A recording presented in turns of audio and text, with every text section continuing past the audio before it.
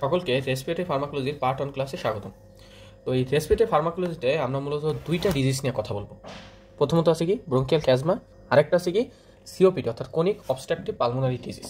ঠিক আছে, তো রেসপিরেটরি ফার্মাকোলজি বলতে অনেক কিছুকেই বোঝায়, এটার সাথে অনেকগুলো রোগী রয়েছে, বাট আমাদের এমবিবিএস লেভেলে শুধুমাত্র এই ব্রঙ্কিয়াল অ্যাজমা এবং সিওপিডি নিয়ে পড়ানো হয়। তো সেই যে ব্রঙ্কিয়াল অ্যাজমা অথবা আমরা সিওপিডি বলি, এইখানের আসলে আমার ক্লিনিক্যাল ফিচার কি, মেইন ফিচারটা কি, অর্থাৎ পেশেন্ট আমার কাছে কি নিয়ে আসে? পেশেন্ট কিন্তু আমার কাছে নিয়ে আসে ব্রেথলেসনেস অর্থাৎ পেশেন্টের প্রচণ্ড শ্বাসকষ্ট থাকে, এইটাই কিন্তু পেশেন্টের চিপ কমপ্লেন। ঠিক আছে, সুতরাং আমরা এখন যে ড্রাগস পড়বো আমাদের মেন উদ্দেশ্য থাকবে যে এই ব্রেথলেসনেসটাকে কমানো, শ্বাসকষ্টকে কমানো। এখন আমি যদি তোমার কোয়েশন করি যে এই যে শ্বাসকষ্ট হয়, এটা আসলে হওয়ার কারণ কি, কী জন্য হয়? এটা কারণ হচ্ছে গিয়া এক্ষেত্রে যে আমার যে তোমার ব্রঙ্কাসটা আছে, এই ব্রঙ্কাসটা কী হয়ে যায়, কনস্ট্রিক্টেড হয়ে যায়। অর্থাৎ এই যে ব্রঙ্কাসটা দেখতে পাচ্ছ, অর্থাৎ কি এখানে কি তোমার একটা ওয়াইড লুমেন রয়েছে। ঠিক আছে, সেই জিনিসটা হচ্ছে নর্মাল, একটা নর্মাল মানুষের ব্রঙ্কাস। বাট যখন তার অ্যাজমা বা সিওপিডি হয়, ঠিক আছে, তখন কি হয়, তখন তার এই লুমেনটা যে ছোট হয়ে, এই যে দেখো ছোট হয়ে গেছে, এই জন্য কি হয়, সেই জন্য হলো তার অক্সিজেনটাকে ইনহেল করতে তার সমস্যা হয়, এবং এটার জন্যই তার হচ্ছে ব্রেথলেসনেস। অর্থাৎ আমরা বুঝলাম যে অ্যাজমা সিওপিডিতে যে আমাদের ব্রেথলেস নয়, এটা কারণ কি? কারণ হচ্ছে তার ব্রঙ্কাসটা আছে এটা কনস্ট্রিক্টেড হয়ে গেছে। এখন কোশ্চনটা, এটা কনস্ট্রিক্টেড হয় কেন, অর্থাৎ এটা প্যাথোফিজিওলজি কি? দুইটাতেই কনস্ট্রিক্টেড হয়েছে, কিন্তু দুইটার প্যাথোফিজিওলজি কিন্তু ভিন্ন। ঠিক আছে, যে আমার অ্যাজমা, সেই বিষয়টা কি, অ্যাজমাটা হচ্ছে তোমার অটো ইমিউন ডিজিজ। ঠিক আছে, আর সিওপিডি হলো আমার একটা ইনফ্লামেটরি ডিজিজ। অর্থাৎ দুইটার প্যাথোফিজিওলজি কিন্তু একেবারে মানে আকাশ পাতাল পার্থক্য। একটা হচ্ছে ইনফ্লামেশনের জন্য, অর্থাৎ এই যে ছবিটা দেখছিলে, সেই ছবিটাই মূলত তোমার হচ্ছে একটা সিওপিডি ছবি, যে এখানে তোমার কি হচ্ছে, একটা পাসের মতো বের হয়েছে। পাসের মতো বেরোর কারণ এখানে একটা ইনফ্লামেশন হয়েছে, তার এখানে একটা ইনফ্লামেশন হচ্ছে। এবং সিওপিডির মূল কজেস কি? সিওপিডি হয় কেন? কারণ হচ্ছে যদি সে সিগারেট স্মোকিং করে, অর্থাৎ স্মোকার হয়। এই সিগারেটের মধ্যে কি থাকে? নিকোটিন। এই নিকোটিনটা তার যে এয়ার ওয়েটা আছে, এই এয়ার ওয়েতে গিয়া, অর্থাৎ তার ব্রঙ্কাসে গিয়ে জমা হয়ে এখানে ইনফ্লামেশন করে এখানে তখনকার এয়ার ওয়েট ন্যারো করে দেয়। ঠিক আছে, ফলে ওই সময় তার ইনহেল করতে কষ্ট হয়, দিস ইজ দ্য ব্রেথলেসনেস। ঠিক আছে, অর্থাৎ আমরা বুঝলাম যে সিওপিডি হয়েছে কেন, এটা একটা ইনফ্লামেশনের জন্য। ইনফ্লামেশন কেন হচ্ছে? স্মোকিং এর জন্য। স্মোকিং নিকোটিন থেকে, নিকোটিন ওখানে গিয়ে ইনফ্লামেশন করছে, ফলে তার ব্রঙ্কাসটাকে ছোট হয়। বাট যেটা হচ্ছে তোমার অটো ইমিউন ডিজিজ অর্থাৎ ব্রঙ্কিয়াল অ্যাজমা, এখানে কিন্তু আমার এই নিকোটিন, স্মোকিং, ইনফ্লামেশন এটার সাথে সরাসরি কোনো সম্পর্ক নেই। ঠিক আছে, ইনফ্লামেশন হতে পারে যদি সেটা ক্রনিক ব্রঙ্কিয়াল অ্যাজমা হয়, বাট অ্যাকিউট ব্রঙ্কিয়াল অ্যাজমাতে কোনো ইনফ্লামেশন নেই। ঠিক আছে, এই অটো ইমিউন ডিজিজ, এটা একটা অটো ইমিউন ডিজিজটা আসলে কীভাবে হইল? এখানে আসলে কি হয়? এখানে বিষয়টা হচ্ছে তার যে এয়ারওয়েটা আছে, মনে করো এটা যদি তার এয়ারওয়ে হয়, তার এয়ারওয়েটা থাকে হাইপার রিয়াক্টিভ অথবা হাইপার সেন্সিটিভ রিয়াক্টিভ। ঠিক আছে, এই হাইপার রিয়াক্টিভ বলতে কি বোঝায়? অর্থাৎ আমরা যে বাইরে যাই, ঠিক আছে, আমাদের বাইরে গেলে কি হয়, বিভিন্ন ধরনের কিন্তু ধুলাবালি, ডাস্ট, এগুলো কিন্তু আমার বডিতে এন্টি করে যখন তার এয়ারওয়েতে চলে আসলো, এই এয়ারওয়েতে চলে আসার জন্য এই যে এয়ারওয়ের যে তোমার ওয়ালটা আছে, এই ওয়ালটা হচ্ছে হাইপার রিয়াক্টিভ। এই ডাস্টকে, ধুলাবালিকে, যে কোনো কিছু যেটা অ্যালার্জেন, ফুড, সেটা হতে পারে ফুড, ঠিক আছে, এইসব জিনিস, ফুড যদিও এয়ারওয়েতে যাবে না, বাট ফুডটা তোমার যখন স্টোমাকে যায়, তখন ওই ফুডের অ্যাগেইনস্টে যে অটো ইমিউন ডিজিজ হয়, ওইটা এয়ারওয়েতে গিয়ে তোমার কাজ করতে পারে। ঠিক আছে, সোজা কথা কি, এই সাবস্টেন্সগুলোকে সে সহ্য করতেই পারে না, যে এইগুলো তার কাছে ফরেন সাবস্টেন্স, এইগুলো হচ্ছে তার শত্রু। তার এয়ারওয়েটা এরকম হাইপার রিয়াক্টিভ থাকে। ফলে কি হয়? ফলে এই ডাস্টগুলোকে অর্থাৎ এই ফরেন সাবস্টেন্সগুলোকে মারার জন্য তখন তার বডি অ্যান্টিবডি প্রডিউস করে। কোন ধরনের অ্যান্টিবডি? আমরা বলছিলাম অ্যান্টিবডি কিন্তু 5 প্রকারের রয়েছে।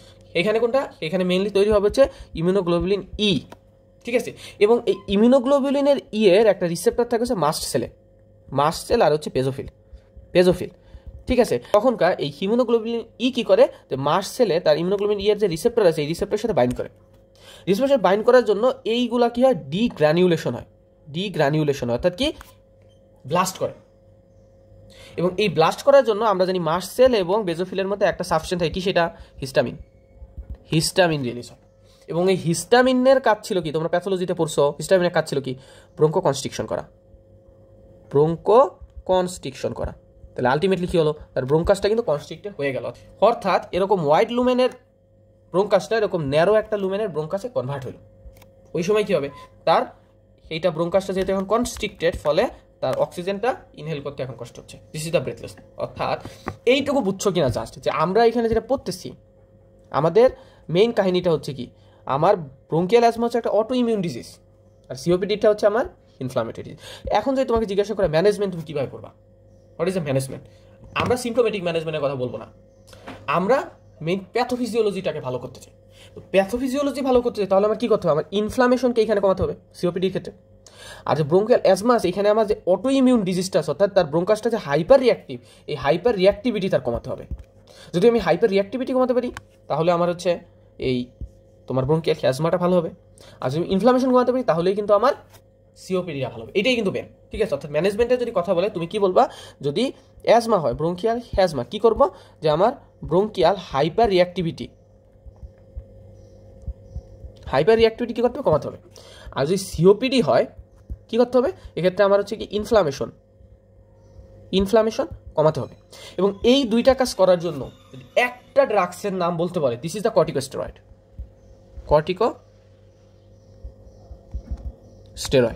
ঠিক আছে। তাহলে দিস ইজ দ্য কর্টিকোস্টেরয়েড। তাহলে অ্যাজমা বলো সিওপিডি বলো, তোমাকে এই কর্টিকোস্টেরয়েড ভালোভাবে করতে হবে। এখন কিভাবে কর্টিকোস্টেরয়েড করে, ঠিক আছে, আমরা কিন্তু কোনো সিমটোমেটিক ট্রিটমেন্ট নিয়ে কথা আপাতত বলতেছি না। অর্থাৎ তুমি যদি ব্রোঙ্কোডাইলেটরের কথা বলো, ব্রোঙ্কোডাইলেটর কিন্তু সিমটোমেটিক ট্রিটমেন্ট দিবে। অর্থাৎ কি, এই যে ব্রোঙ্কাসটা আমার কনস্ট্রিকশন হয়েছিল, তুমি যদি এখানে ব্রোঙ্কোডাইলেটর দাও, সে ব্রোঙ্কাসকে কি করবে, কনস্ট্রিকশনটাকে ডাইলেশন করবে, অর্থাৎ আপাতত তাকে একটু শ্বাস নিতে সুবিধা করবে। বাট তার প্যাথোফিজিওলজি কিন্তু ভালো হচ্ছে না। তার প্যাথোফিজিওলজি কিন্তু ছিল একটা হচ্ছে হাইপার রিয়াক্টিভিটি আর একটা হচ্ছে ইনফ্লামেশন। এইটার জন্য আমার একমাত্র ড্রাগ হচ্ছে কর্টিকোস্টেরয়েড। আমরা কোনো সিমটোমেটিক ট্রিটমেন্টে আপাতত এখন পর্যন্ত কথা বলতেছি না, বলবো কিছুক্ষণ পরে, ঠিক আছে। এখন কথা হইতেছে যে কর্টিকোস্টেরয়েডটা কীভাবে এই হাইপার রিয়াক্টিভিটি কমায় আর ইনফ্লামেশন করে। আমি তোমাদের কর্টিকোস্টেরয়েড ক্লাসে কিন্তু এটা বলছিলাম কীভাবে করে। প্রথমত তুমি এটা যদি একটু খেয়াল করো, ঠিক আছে, এই যে প্রথম যে মেকানিজম, এটা হচ্ছে তোমার সিওপিডির জন্য। তো এই সিওপিডির ক্ষেত্রে আমি কি বলছিলাম, সেখানে কিন্তু ইনফ্লামেশন থাকবে, ঠিক আছে। তুমি যখন কর্টিকোস্টেরয়েড দাও, এই যে কর্টিকোস্টেরয়েড, তো কী করবে, সে এই পাথওয়েটাকে বন্ধ করে দেবে, অর্থাৎ ফসফোলিপিড থেকে অ্যারাকিডনিক অ্যাসিড সিনথেসিসকে বন্ধ করে দেবে, ঠিক আছে। এবং অ্যারাকিডনিক অ্যাসিড থেকে সাবসিকুয়েন্টলি এই যে সাইক্লোক্সিনেস এবং লিপোক্সিনেস পাথওয়ে আছে সেগুলো আর বন্ধ করে দেবে। আলটিমেটলি কি, কোনো লিউকোট্রিনস ফর্মেশন হবে না, কোনো প্রোস্টাগ্ল্যান্ডিন, পোস্টাসাইক্লিন, ঠিক আছে, পোস্টাগ্ল্যান্ডিন অথবা থ্রোম্বোক্সিন ফর্মেশন হবে না। এবং এই পোস্টাগ্ল্যান্ডিনের কাজ ছিল ইনফ্লামেশন করা। আবার এই যে লিউকোট্রিন ছিল, এই লিউকোট্রিনসের কাজও তোমার ইনফ্লামেশন করা। এখানে বলা হচ্ছে ইনফ্লামেটরি মিডিয়েটর, লাইক হচ্ছে কি লিউকোট্রিনস, এটার কাজ হচ্ছিল ইনফ্লামেশন করা। এবং তুমি যদি কর্টিকোস্টেরয়েড দাও তাহলে ও কি করতেছে, ও এই জায়গাতেই বন্ধ করে দিতেছে, অর্থাৎ এই ফসফোলিপিড থেকে অ্যারাকিডনিক অ্যাসিড এই জায়গাতেই বন্ধ করে দিতেছে। বন্ধ করে দিলে কিন্তু তোমার পোস্টাগ্ল্যান্ডিন হবে না, লিউকোট্রিনস হবে না, আলটিমেটলি হচ্ছে কোনো ইনফ্লামেশন হবে না। এই জন্য সিওপিডির ক্ষেত্রে কর্টিকোস্টেরয়েড ইনফ্লামেশন কমাইতে এই মেকানিজমের মধ্যে খুব ভালো কাজ করে। এটা নিয়ে আমরা আরও ডিটেলস জানবো, ঠিক আছে। আর যেটা ছিল তোমার ব্রোঙ্কিয়াল অ্যাজমাতে কি ছিল, ব্রোঙ্কিয়াল হাইপার রিয়াক্টিভিটি, না আমি বলছিলাম যে হাইপার রিয়াক্টিভিটি। এই হাইপার রিয়াক্টিভিটি হওয়ার জন্য তোমার কি হয়েছিল, তোমার যে ডাস্টগুলো ছিল এইটাকে সে কি করছিল, ফরেন সাবস্টেন্স হিসেবে কাউন্ট করছিল, ঠিক আছে। এবং এইগুলো ফরেন সাবস্টেন্সই, বাট এ যত কাজ করছিল মানে অ্যান্টিবডি প্রডিউস করে যে বিশাল ব্যাপার করে ফেলছিল, এই ডাস্টের জন্য এত বিশাল ব্যাপার করার কোনো প্রয়োজন নেই। ওই যে একটা কথা আছে না, যে মশা মারতে কামানের ব্যবহার, এরকম বিষয়টা আছে। সে কি করছে, সে মশা মারতে কামানকে ইউজ করে ফেলছে। এইটা তো কোনো আসলে প্রয়োজন নেই, এটা করতে যে তারই এখন দেখা যাচ্ছে যে ব্রোঙ্কিয়াল অ্যাজমা হয়ে গেছে। এখন আমি যদি এইটাকে কমাতে চাই, আমার কি করতে হবে, আমি এরকম সিস্টেম করবো যে আমার অ্যান্টিবডিটাই যদি প্রডিউস না হয়, যে ডাস্ট আসছেন সমস্যা নেই, আপনি আপনার মতো থাকেন, আমি কোনো অ্যান্টিবডি প্রডিউস করবো না, ঠিক আছে। এইটার জন্য আমরা যদি এই মেকানিজমটা, আমি তোমাদের কর্টিকোস্টেরয়েড ক্লাসে সেই জিনিসটাও কিন্তু পড়াইছিলাম যে কর্টিকোস্টেরয়েড একটা হচ্ছে ইমিউনোসাপ্রেসিভ অ্যাকশন রয়েছে, ইমিউনোসাপ্রেসিভ অ্যাকশন রয়েছে। সেটা কি করে, সে হচ্ছে যখন একটা ফরেন সাবস্টেন্স, সেটা ভাইরাস, ব্যাকটেরিয়া, ডাস্ট, যাই কিছু হোক না কেন, সেই ফরেন সাবস্টেন্সকে মানে নর্মালি আমার বডিতে ধরো অ্যান্টিবডি প্রডিউসটা কীভাবে হয়, একটা ফরেন সাবস্টেন্স অ্যান্টি করবে, এরপর হচ্ছে অ্যান্টিজেন প্রেজেন্টিং সেল সেটাকে হচ্ছে তোমার নিবে, নেওয়ার পরে কি করবে, সে হচ্ছে প্রেজেন্ট করবে। এখানে বলা আছে অ্যান্টিজেন প্রেজেন্টিং সেল, অর্থাৎ সে এইটাকে প্রেজেন্ট করে বিভিন্ন স্টেপের মাধ্যমে লাস্টে সে অ্যান্টিবডি প্রডিউস করবে। তো আমি যখন কর্টিকোস্টেরয়েড দিলাম, এই কর্টিকোস্টেরয়েডটা কি করলো, কর্টিকোস্টেরয়েড হচ্ছে এই অ্যান্টিজেন প্রেজেন্টিং সেলটাকে ইনহিবিট করে দিল। ফলে এই যে ডাস্ট, ভাইরাস, ব্যাকটেরিয়া, অর্থাৎ ডাস্ট, আমরা এখানে ডাস্ট নিয়ে কথা বলছি, ডাস্টটা যে এন্টি করলো, এই ডাস্টকে আর অ্যান্টিজেন প্রেজেন্টিং সেল কাউন্ট করবে না, তাকে আর প্রেজেন্ট করবে না, কারণ কি সে অলরেডি ইনহিবিটেড হয়ে গেছে কার দ্বারা, স্টেরয়েড দ্বারা। ফলে এখন আর কোনো অ্যান্টিবডি প্রডিউস হবে না। অ্যান্টিবডি যদি প্রডিউস না হয় তাহলে কি হবে, এই যে আর কোনো, অর্থাৎ অ্যান্টিবডি কোনটা, হিমোগ্লোবিন ই, এই হিমোগ্লোবিন ই এখন আর মাস্ট সেলের রিসেপ্টর সাথে বাইন্ড করবে না, মাস্ট সেলের গায়ে যেয়ে বাইন্ড করবে না, বাইন্ড না করলে মাস্ট সেলটা কোনো ডিগ্রানুলেশন হবে না, কোনো হিস্টামিন রিলিজ হবে না, আলটিমেটলি ব্রঙ্কো কনস্ট্রিকশন হবে না। ঠিক আছে, এইভাবেই আসলে ব্রঙ্কিয়াল অ্যাজমা অথবা সিওপিডিতে কর্টিকোস্টেরয়েড কাজ করে। এটা নিয়ে আমরা আরেকটুখানি জানবো এরপরে। আচ্ছা, এখন দেখো এখানে একটা ছবি আছে, এই ছবিটা ক্যাটজাং থেকে নেওয়া। এই ছবিটা বলা আছে যে আমরা কী কী ড্রাগ আসলে ব্রঙ্কিয়াল অ্যাজমাতে ইউজ করি। ঠিক আছে, প্রথমে বলা আছে কি ব্রঙ্কো ডায়ালেটর, এরপর আছে অ্যান্টি ইনফ্লামেটরি ড্রাগ এবং লিউকোটিন অ্যান্টাগনিস্ট। তো এই ব্রঙ্কো ডায়ালেটর হিসাবে কি আছে, বিটা অ্যাগনিস্ট, মাস্ক্রেনিক অ্যান্টাগনিস্ট, তারপর কি মিথাইল স্যান্থিন। ঠিক আছে, আবার অ্যান্টি ইনফ্লামেটরি ড্রাগ হিসেবে কর্টিকোস্টেরয়েড, রিলিজ ইনহিবিটর, তারপরে slow anti inflammatory drug, antibodies, ঠিক আছে, ইত্যাদি ইত্যাদি একটা ক্লাসিফিকেশন রয়েছে। আমি তোমাকে যেটা দেখাতে চাচ্ছি সেটা হচ্ছে সিওপিডির ক্ষেত্রে দেখো যে অ্যান্টিবায়োটিক ইউজ হয়েছে, বাট ব্রঙ্কিয়াল অ্যাজমাতে দেখো কোনো অ্যান্টিবায়োটিক নেই। ঠিক আছে, কারণ যখন একটা জায়গাতে ইনফ্লামেশন হচ্ছে তখন ওইখানে ব্যাকটেরিয়া থাকতে পারে। ঠিক আছে, ওইখানে ব্যাকটেরিয়া ডেভেলপ করতে পারে, কারণ সে স্মোকিং করার জন্য হয়েছে, নিকোটিন গেছে, নিকোটিন যাওয়ার জন্য ওইখানে আস্তে আস্তে ব্যাকটেরিয়া ডেভেলপ করতে পারে, এই জন্য এখানে অ্যান্টিবায়োটিক দেওয়া হয়েছে। বাট যেহেতু অ্যাজমা, ঠিক আছে, অ্যাজমার ক্ষেত্রে কি, অ্যাজমাতে কিন্তু কোনো ধরনের তোমার ব্যাকটেরিয়া থাকার সম্ভাবনা নেই, সেজন্য অ্যাজমাতে কিন্তু কোনো অ্যান্টিবায়োটিক নাই। আশা করি বুঝতে পারছো। ওকে ফাইন, এখন যদি আমরা একটু সিঙ্গেল ড্রাগ নিয়ে আলোচনা করতে চাই, তো প্রথমে আসি কি বিটা অ্যাগনিস্ট। বিটা অ্যাগনিস্টের আমরা ক্লাসিফিকেশন আমাদের কোথায় পড়ছিল, আমরা যদি এখানে ছবিটা দেখি যে বিটা অ্যাগনিস্ট কোথায় পড়ছিল, দিস ইজ দ্য ব্রঙ্কো ডায়ালেটর, অর্থাৎ সে ব্রঙ্কাসকে ডায়ালেশন করবে। আচ্ছা, এখন তুমি আমার বলো তো যে এই বিটা অ্যাগনিস্ট কি সিমটোমেটিক ট্রিটমেন্ট দিবে নাকি এটা প্যাথোফিজিওলজিকে রিমুভ করবে? অবশ্যই কিন্তু বিটা অ্যাগনিস্ট সিমটোমেটিক ট্রিটমেন্ট দিবে, এটা কখনো প্যাথোফিজিওলজিকে তোমার রিমুভ করবে না। অর্থাৎ কেউ যদি 6 মাস 7 মাস 8 মাস একসাথে টানা বিটা অ্যাগনিস্ট নেয়, তার কিন্তু ডিজিজটা কখনো ভালো হচ্ছে না, সে যতদিন ইউজ করবে ততদিন ভালো থাকবে। ইনফ্যাক্ট ওইটার মানে হাফ লাইফ বা ফুল লাইফ যতটুকু, ওই সময়টাই সে ভালো থাকবে। ঠিক আছে, এটা শুধুমাত্র সিমটোমেটিক ট্রিটমেন্ট দেবে। এখন এই বিটা অ্যাগনিস্টের ক্ষেত্রে আমরা কী কী ইউজ করি? এই বিটা অ্যাগনিস্ট আছে আমার মূলত দুই ধরনের, একটা শর্ট অ্যাক্টিং, একটা হচ্ছে লং অ্যাক্টিং। তো শর্ট অ্যাক্টিংয়ের মধ্যে কি আছে, আসলে সালবিউটামল, টারবিউটালিন, ক্যালবিউটারল। আর লং অ্যাক্টিংয়ের মধ্যে আছে এখানে আছে সালমেটারল, ফরমেটারল, আর হচ্ছে বামবিউটারল। এটা খুব একটা বেশি ইউজ হয় না। ঠিক আছে, মেনলি হচ্ছে সালমেটারল, ফরমেটারল। এইটা তোমাদের মুখস্থ করার কোনো প্রয়োজন নেই, এটার আমি মনে নাম শুনলাম প্রথম। ঠিক আছে, তো সেইগুলো আসলে আমরা ইউজ করি। শর্ট অ্যাক্টিং কী জন্য, কারণ এটা 2 থেকে 6 ঘন্টা কাজ করে, লং অ্যাক্টিং কী জন্য, এটা 12 ঘন্টা কাজ করে। এগুলো কিন্তু ভাইবাতে কোয়েশ্চন করে। ঠিক আছে, কী জন্য শর্ট অ্যাক্টিং বললাম, কারণ এটা 2 থেকে 6 ঘন্টা কাজ করে। ঠিক আছে, হোয়াটএভার গেল। এখন এইটার আসলে মেন কাজ ছিল কি, ব্রঙ্কাসকে ডায়ালেশন করা। ঠিক আছে, তাহলে আমরা একটু জানতে চাই যে কীভাবে করে, কীভাবে এই ব্রঙ্কাসকে ডায়ালেশন করে। এই ছবিটা খুবই গুরুত্বপূর্ণ, এই ছবিটা দেখবা যে আজকের পুরো ক্লাসে অনেক জায়গাতে ইউজ করি, কারণ এটা অনেকগুলো মেকানিজম আছে। তো ব্রঙ্কাসকে ডায়ালেশন করার ক্ষেত্রে এটা কি করবে, প্রথমত কি এই যে বিটা অ্যাগনিস্ট আছে সে কি করবে, সে হচ্ছে আমার ব্রঙ্কাসকের বিটা 2 রিসেপ্টরের সাথে বাইন্ড করবে। এখানে ছবিতে নাই, বাট এটা প্রথমে যে বিটা 2 রিসেপ্টরের সাথে বাইন্ড করবে। বিটা 2 রিসেপ্টরের সাথে বাইন্ড করার জন্য কি করবে, সে হচ্ছে অ্যাডিনাইল সাইক্লেজ এনজাইমটা আছে, এই অ্যাডিনাইল সাইক্লেজ এনজাইমকে স্টিমুলেশন দেবে, এবং অ্যাডিনাইল সাইক্লেজের কাজ হচ্ছে এটিপিকে সাইক্লিক এএমপিতে কনভার্ট করা। ঠিক আছে, সাইক্লিক এএমপিতে কনভার্ট করো।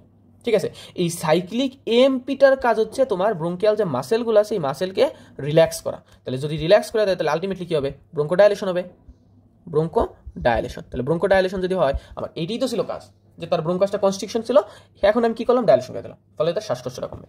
অর্থাৎ এইটাই হচ্ছে কি মেকানিজম। এখন সাইক্লিক এএমপি আবার কিভাবে এইটা করে, এইটা যদি তুমি আরও জানতে চাও, তোমার পরীক্ষাতে পাস করার জন্য, ভাইভাতে পাস করার জন্য এতটুকুই যথেষ্ট। আর যদি আরও জানতে চাও তাহলে এইটা নিয়ে আমার একটা ক্লাস রয়েছে, আমি যখনকার তোমার অ্যাগনিস্ট পড়াইছিলাম। ঠিক আছে, তুমি ওইখানে এটা নিয়ে আরও ডিটেলসে কথা বলা আছে, তুমি ওইখান থেকে ওইটা দেখে নিতে হোয়াটএভার। তাহলে আমরা যদি মেকানিজমটা এখানে একটু দেখি, এখানে দেখো লেখা আছে যে প্রথমে কী করলো, সালবিউটামল বিটা 2 রিসেপ্টর ব্রঙ্কিয়াল স্টিমুলাসে বাইন্ড করলো। বাইন্ড করার জন্য কী করলো, সে স্টিমুলেট করলো অ্যাডিনাইল সাইক্লেজ, এই যে বলছিলাম অ্যাডিনাইল সাইক্লেজকে স্টিমুলেট করে, ফলে কনভারসেশন হলো এটিপি থেকে সাইক্লিক এএমপি, এই যে, এবং সাইক্লিক এএমপির কাজ হচ্ছে রিল্যাক্স করা, আলটিমেটলি হচ্ছে কি bronchodilation. This is the mechanism. আশা করি তোমরা মেকানিজমটা বুঝছো। ঠিক আছে, এরপরে আমি যদি তোমাদেরকে জিজ্ঞাসা করি এটা রুট অফ হেনটি কি, আমরা কোন রুটে দিই, এটা কিন্তু ফর্ম আছে, অনেকগুলো ফর্ম আছে। তুমি এটাকে ট্যাবলেট, তুমি এটাকে সাসপেনশন, তুমি এটাকে ইনহেলার, তুমি এটাকে নেবুলাইজ, এই সবগুলো ফর্মে কিনতে পাবা বাজারে। বাট আমরা কোন রুটে দেব, আমরা অ্যালয়েস মনে রাখবা যে ইনহেল রুটে দিব, অর্থাৎ আমাদের রুট অফ অ্যাডমিনিস্ট্রেশন হচ্ছে ইনহেলার, এবং কখনো কখনো আমরা নেবুলাইজার, এই নেবুলাইজার ফর্মেও দিতে পারি। বাট যদি মানে একটা মাত্র রুটের কথা বলে, this is the inhalation route, এটা তুমি মনে রাখবা। এখন কথা হচ্ছে আমরা ইনহেলেশনে কেন দিলাম, আমরা কেন অন্য রুটকে প্রেফার করলাম না। তুমি জাস্ট ভাবো, ঠিক আছে, চিন্তা করো যে এইটা যদি একটা ব্রঙ্কাস হয়, ঠিক আছে, তুমি যখন ইনহেল করলা, ঠিক আছে, একটা ইনহেল কি, এটা একটা মানে এয়ারের মতো, বাতাসের মতো, ঠিক আছে, এটা কিন্তু গ্যাসিয়াস। ইনহেল করার জন্য এটা সরাসরি গিয়া তোমার এই ব্রঙ্কিয়াল স্মুথ মাসেলের যে বিটা 2 রিসেপ্টর রয়েছে তার সাথে বাইন্ড করতে পারো, সরাসরি গিয়া, কোনো ঝামেলা নাই। তুমি মুখ দিয়া ইনহেলেশন করছো, ডিরেক্ট এটা ব্রঙ্কাসে গিয়া ব্রঙ্কাসে যে বিটা 2 রিসেপ্টর আছে তার সাথে বাইন্ড করলো, ঠিক আছে। বাট তুমি যদি এইবার ট্যাবলেট নাও, সেক্ষেত্রে তোমার কী হবে, প্রথমে ট্যাবলেটটা তুমি কী করলা, ইনজেকশন করলা, ঠিক আছে। ইনজেকশন করার পর কী হবে, এইটা চলে যাবে আমার গাটে, এবং গাটে গিয়ে যেহেতু সে একটা সলিড স্ট্রাকচার, সে তো সরাসরি অ্যাবজর্পশন হতে পারবে না, তাই কিন্তু অ্যাবজর্পশন হওয়ার আগে কয়েকটা স্টেপ ফলো করতে হবে। কি সেটা হচ্ছে তোমার ডিসইন্টিগ্রেশন অ্যান্ড ডিসলিউশন, এইগুলা কিন্তু হতে হবে। হওয়ার পরে সেটা হচ্ছে অ্যাবজর্পশন হবে। অ্যাবজর্পশন হয়ে কোথায় যাবে, অ্যাবজর্পশন আমার চলে যাবে হচ্ছে ব্লাডে, ঠিক আছে। এরপরে সে গিয়া কাজ করবে, এরপরে সে ব্লাড থেকে এই যে বিটা 2 রিসেপ্টর সেখানে কাজ করবে। এখন এইখানে সমস্যাটা কোথায়, প্রথমত তুমি যখন ইনহেল করছিলা, মনে করো তুমি যখন ইনহেল করছিলা, ঠিক আছে, এই ইনহেল করার জন্য কি হয়েছিল, যে র্যাপিড অ্যাকশন, যে তুমি জাস্ট নিলা, নেওয়ার সাথে সাথে এটা যেহেতু একটা গ্যাসেস ফর্ম, এটা সরাসরি তোমার ব্রঙ্কাসে গিয়া ব্রঙ্কাসে যে বিটা 2 রিসেপ্টর আছে তার সাথে বাইন্ড করলো, খাই নিঃশ্বাস, এটা হচ্ছে র্যাপিড অ্যাকশন। বাট তুমি যদি অন্য রুটে নাও, অর্থাৎ ওরালি নাও, কি হবে, তাহলে ওইটা কিন্তু তোমার অনসেট অফ অ্যাকশনটা হবে প্রলং, ঠিক আছে, অর্থাৎ আস্তে আস্তে কাজ করবে, তাহলে যে ডিসইন্টিগ্রেশন, ডিসলিউশন এগুলো হইতে সময় লাগবে, তো অ্যাবজর্পশন স্লোলি হচ্ছে। আরেকটা বিষয় হচ্ছে যে তুমি যখন ইনহেল ফর্মে নিলা, ওইটা কিন্তু সরাসরি যে বিটা 2 রিসেপ্টর বাইন্ড করছিল, এটা কিন্তু সিস্টেমিক কোনো অ্যাবজর্পশন বা ব্লাডে যাওয়ার মতো কোনো ঝামেলা নাই, ফলে এটা অ্যাডভার্স ইফেক্টও কম। কারণ তুমি যখন ট্যাবলেট ফর্মে নিছো, এটা কোথায় গেল, এটা কিন্তু ব্লাডে গেল। ব্লাড মানে কি, ব্লাড মানে সারা বডিতে এটা তোমার এখন কি হলো, ছড়াই গেল, এবং বডির যত জায়গাতে বিটা 2 রিসেপ্টর আছে সব বিটা 2 রিসেপ্টর সে যে কাজ করবে, ঠিক আছে। এবং বডিতে কিন্তু অনেক জায়গাতেই বিটা 2 রিসেপ্টর রয়েছে, যেমন হচ্ছে তোমার ব্লাড ভেসেলে আছে, লিভারে আছে, প্যানক্রিয়াসে আছে। সুতরাং কি হবে, যে ওইখানের বিটা 2 রিসেপ্টর যে কাজ করবে, এবং ফলে কি হয়, অ্যাডভার্স ইফেক্ট আমার অনেক হবে, ফলে আমার অনেকগুলো অ্যাডভার্স ইফেক্ট দেখা যাবে, ঠিক আছে। তাহলে কি আমরা কি বলতে পারি, সেই যে ইনহেল ফর্মটা আছে, ইনহেল ফর্মে যদি তোমাকে অ্যাডভান্টেজ বলতে পারি, তুমি কি বলতে পারবা কিনা যে এটা র্যাপিড অনসেট অফ অ্যাকশন এবং লেস সিস্টেমিক অ্যাডভার্স ইফেক্ট, এই জন্যই আমরা ইনহেল ফর্মে দিই। অর্থাৎ ভাইভাতে কোয়েশনটা সেরকম হয় যে আমরা এই সালবিউটামল বা আমরা যে বিটা অ্যাগনিস্ট আছে এটা আমরা কোন রুটে দিই, তুমি বলবা যে ম্যাম এটাকে আমরা ইনহেলার ফর্মে দিই। কি জন্য দিই, কারণ হচ্ছে ম্যাম এটা হচ্ছে র্যাপিড অনসেট অফ অ্যাকশন এবং লেস সিস্টেমিক অ্যাডভার্স ইফেক্ট, ঠিক আছে। এখন এটা কিভাবে কি আমি অলরেডি এটাকে এক্সপ্লেন করলাম, শেষ। আচ্ছা, এরপরে এখন অ্যাডভান্টেজ তো বুঝলাম যে এটা এইগুলা কল, তাহলে এটার ডিসঅ্যাডভান্টেজ কি, সব ড্রাগসের সব কিছুরই একটা সুবিধা এবং এটা অসুবিধা থাকবেই। এইটার আসলে ডিসঅ্যাডভান্টেজ, এইটার ডিসঅ্যাডভান্টেজ হচ্ছে এটা এয়ারওয়েকে ড্রাই করে দেয় এবং ওরোফ্যারেঞ্জিয়াল ক্যান্ডিডিয়াসিস করে এবং ইরিটেশন অফ দ্য এয়ারওয়ে করে। এবং ইরিটেশনের বিষয়টা কি, ইরিটেশনের বিষয়টা হচ্ছে যে সব ড্রাগস তো মনে করো সবার জন্য সুইটেবল না, সবাই সব কিছুর সাথে মানিয়ে নিতে আসলে পারে না, সেই জন্য অনেকের কি হয় যে এয়ারওয়েতে ইরিটেশন হতে পারে, ঠিক আছে। এবং কি আছে যে ওরোফ্যারেঞ্জিয়াল ক্যান্ডিডিয়াসিস, এই ওরোফ্যারেঞ্জিয়াল ক্যান্ডিডিয়াসিসটা এইখানে মানে বইলো, কিন্তু এটা সবার শেষে বইলো, কারণ ওরোফ্যারেঞ্জিয়াল ক্যান্ডিডিয়াসিসটা এখানে আসলে প্রমিনেন্ট না। এই ওরোফ্যারেঞ্জিয়াল ক্যান্ডিডিয়াসিসটা হচ্ছে একটা তোমার হচ্ছে ফাঙ্গাসের জন্য হয়, সেটা হচ্ছে কি তোমার ক্যান্ডিডা অ্যালবিকান্স, ঠিক আছে। বাট আমি এইখানে যখন তোমার হচ্ছে সালবিউটামল নিয়ে কথা বলছি, এটা হচ্ছে একটা এএনএস অর্থাৎ অটোনমিক নার্ভাস সিস্টেমের ড্রাগস, যার সাথে আসলে ওই ব্যাকটেরিয়া ফাঙ্গাসের কোনো সম্পর্ক নেই।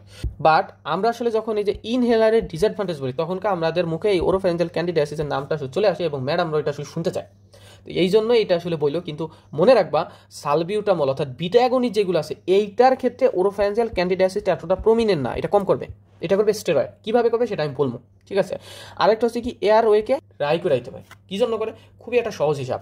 তুমি কি পড়তেছো, বিটা অ্যাগনিস্ট, আমি তোমাদেরকে এইগুলা বের করা শিখাইছিলাম যে কোনটা সিম্প্যাথেটিক কোনটা প্যারাসিম্প্যাথেটিক। এই যে বিটাটা আছে, বিটা কোন ধরনের, বিটা অবশ্যই কি অ্যাড্রেনার্জিক, ঠিক আছে। আর অ্যাগনিস্ট মানে কি মতো, অর্থাৎ কি আমি বলতে পারি যেটা অ্যাড্রেনার্জিকের মতো। এবং আমি বলছিলাম যে অ্যাড্রেনার্জিক মানে কি সিম্প্যাথেটিক, তাহলে তুমি বলো তো যে সিম্প্যাথেটিক সকল ধরনের গ্ল্যান্ডের সিক্রেশনকে কমায় নাকি বাড়ায়।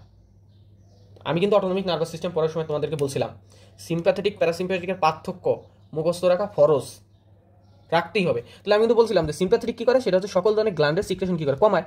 তাহলে যদি সকল ধরনের গ্ল্যান্ডের সিক্রেশন যদি এই বিটা অ্যাগনিস্ট কমাইয়া দেয়, তাহলে আমার কি এয়ারওয়ে ড্রাই হবে না, অবশ্যই হবে, এই জন্যই বলা হয়েছে এটা। আচ্ছা ফাইন, এখন এই যে একটা ছবি আছে, এই ছবিটা হচ্ছে তোমার ওরোফ্যারেঞ্জিয়াল ক্যান্ডিডিয়াসিসের একটা ছবি, ঠিক আছে। এখানে হচ্ছে ক্যান্ডিডা অর্থাৎ ক্যান্ডিডা ক্যালভিকান্স যে ব্যাকটেরিয়া অর্থাৎ ফাঙ্গাস আছে, এইগুলো কি করলো, গ্রো করছে। আচ্ছা শেষ। এখন আসো অ্যাডভার্স ইফেক্ট, ঠিক আছে। যে অ্যাডভার্স ইফেক্ট মুখস্থ করবে এর মতো বোকা আসলে কেউ নাই, এগুলো প্রত্যেকটা আসলে ব্যাখ্যা আছে। আমরা এখন একটু দেখি এটা কিভাবে হয়। ঠিক আছে, এবং অ্যাডভার্স ইফেক্ট পরেই আমাদের এই ক্লাসটা শেষ, এরপরে আমরা পরের ক্লাসে পড়বো। ঠিক আছে, তো অ্যাডভার্স ইফেক্টে যদি কথা আসে, প্রথমেই দেখো কি লেখা আছে, প্রথমে আছে কি এয়ারওয়ে ড্রাইনেস, লোকাল ইরিটেশন। মানে এইগুলা কিভাবে করে আমি কিন্তু অলরেডি তোমাদেরকে এইখানে বললাম। ঠিক আছে, যে এয়ারওয়ে ড্রাইনেস কীভাবে করতে পারে আর লোকাল ইরিটেশন, তো তার বডিতে সুইটেবল না হলে এটা ইরিটেশন করতেই পারে। ঠিক আছে, এরপরে দেখো অনেকগুলো জিনিস বলা আছে। ঠিক আছে, এই যে প্রথম দুইটা এগুলো হচ্ছে লোকাল।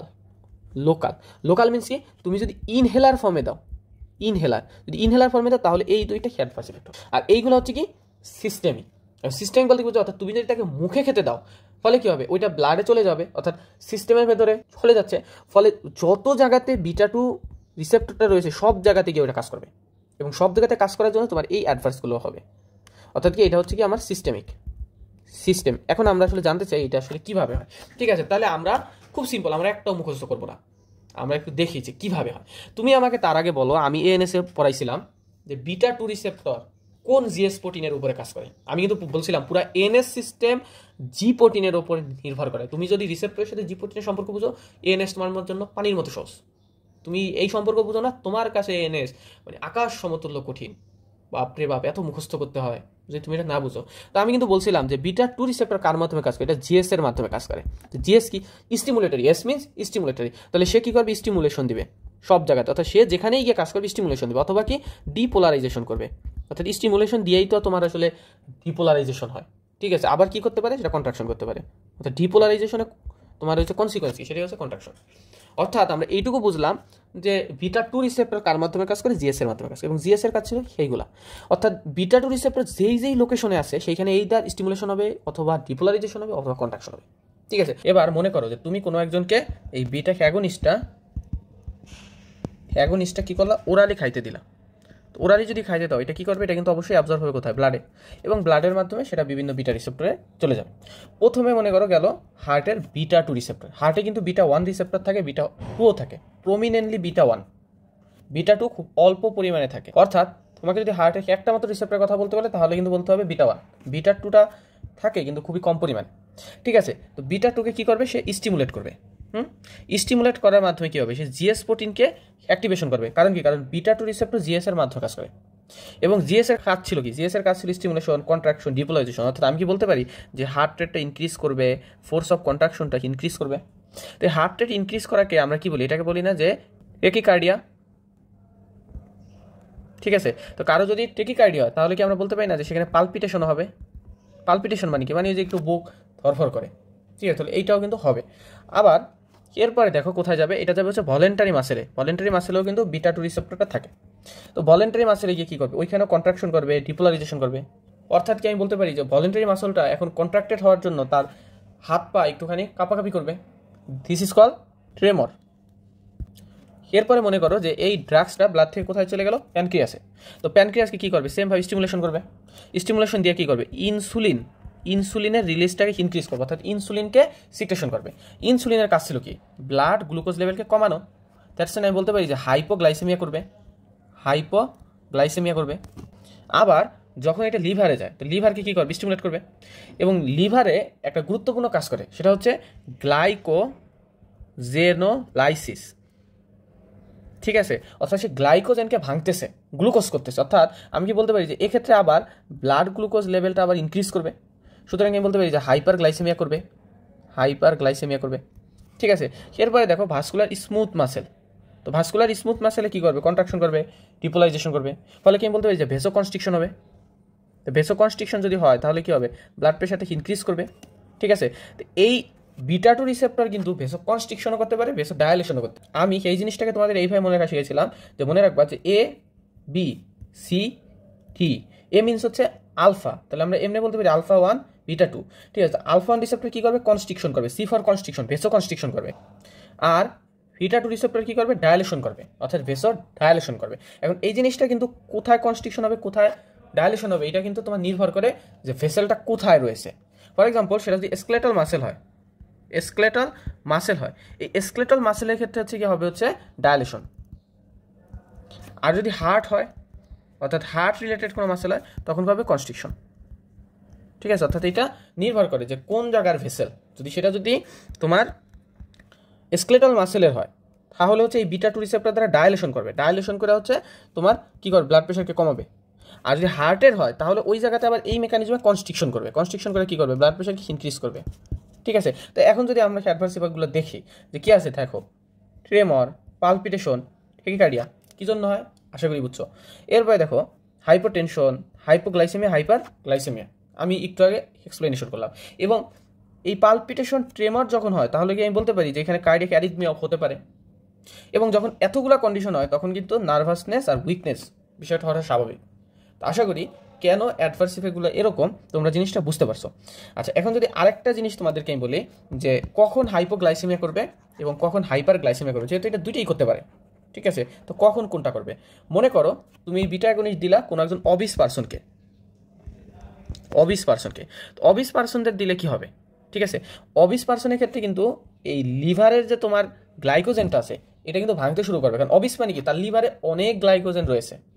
ফলে কী হবে, তখন অবিস পার্সনের ক্ষেত্রে এটা গ্লাইকোজেনটাকে ভেঙে ব্লাড গ্লুকোজ লেভেল ইনক্রিজ করে হাইপার গ্লাইসেমিয়া করতে পারে, অর্থাৎ এক্ষেত্রে হাইপার গ্লাইসেমিয়া করতে পারে।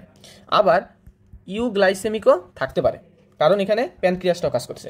বাট তুমি যদি এরকম একজন পার্সনকে দাও যে আসলে লিন অ্যান্ড থিন, একজন লিন অ্যান্ড থিনকে যদি তুমি দাও তাহলে ওনার কিন্তু দেখা যাচ্ছে লিভারে ওই রকম কোনো আসলে গ্লাইকোজেন নাই, কারণ সে লিন অ্যান্ড থিন, তার লিভারে অত গ্লাইকোজেন স্টোর নেই।